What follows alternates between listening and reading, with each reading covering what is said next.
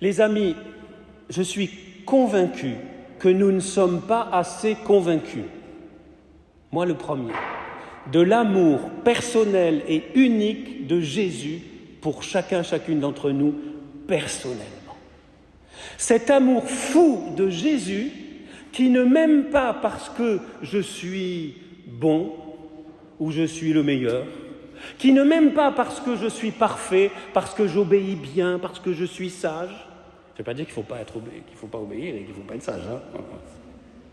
Qui ne m'aime pas même pas parce que je pratique les commandements, même s'il faut pratiquer les commandements. Qui ne m'aime pas parce que je viens tous les dimanches à la messe, même s'il faut venir à la messe tous les dimanches. Mais il m'aime parce qu'il m'aime. Amen ou pas amen? Il m'aime parce qu'il est amour. Et la raison même de l'amour, c'est l'amour lui-même. Quand Jésus pose son regard sur Pierre, sur Simon, sur Jacques, sur André, sur chacun, c'est le regard de Dieu Père qui est amour, qui se pose sur moi et qui me dit « Tu es mon fils, tu es ma fille bien-aimée », qui dit à chacun « Je vais insister lourdement », et je suis lourd, lourdement là-dessus, parce que tout part de là. Ce même regard qui se pose sur chacun de vous, que vous le sentiez ou pas, pour vous rencontrer, pour me rencontrer. Ma vie a changé personnellement en juillet 76, quand ce regard qui était déjà posé sur moi, mais je n'avais pas vu. Et grâce à tout ce que j'ai reçu, préparé comme un feu de camp, on prépare le bois, tout ça, et il y a eu l'étincelle du Saint-Esprit, c'était pareil le monial, juillet 76. Cette étincelle du Saint-Esprit, ce regard-là, j'ai croisé ce regard, j'ai pas eu de vision, rien, mais c'était tellement fort. Il est ressuscité, il nous a donné son esprit, et c'est par l'Esprit Saint. C'est vraiment par l'Esprit Saint, les amis, que nous pouvons le rencontrer.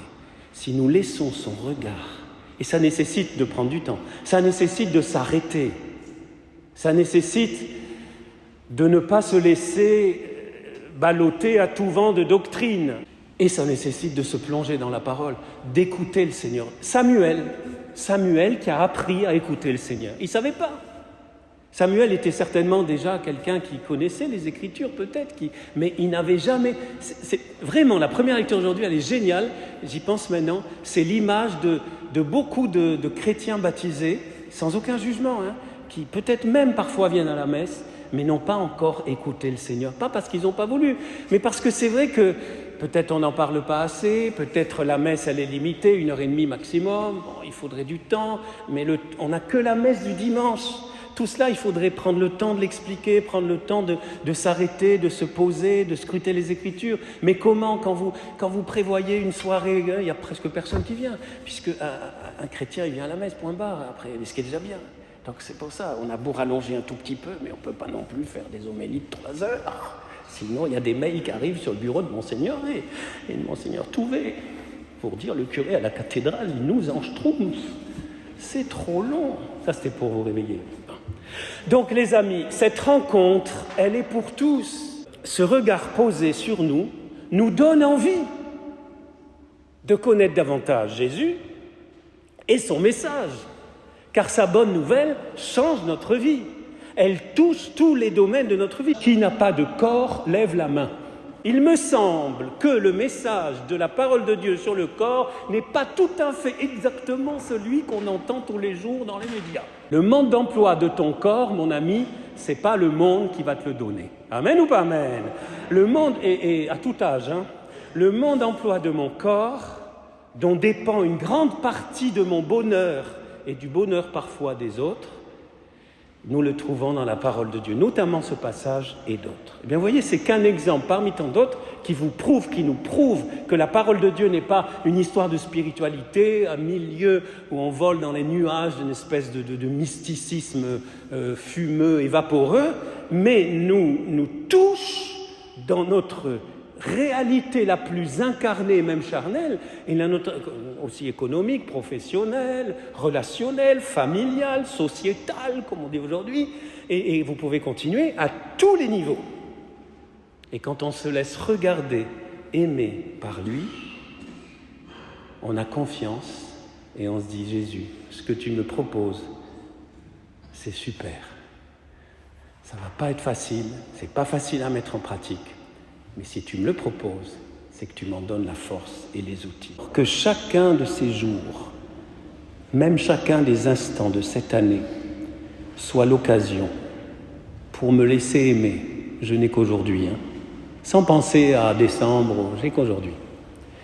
Je n'ai qu'aujourd'hui pour me laisser aimer par le Seigneur. Ceux qui veulent, vous pouvez fermer les yeux un instant, ceux qui veulent. Et vous imaginez Jésus.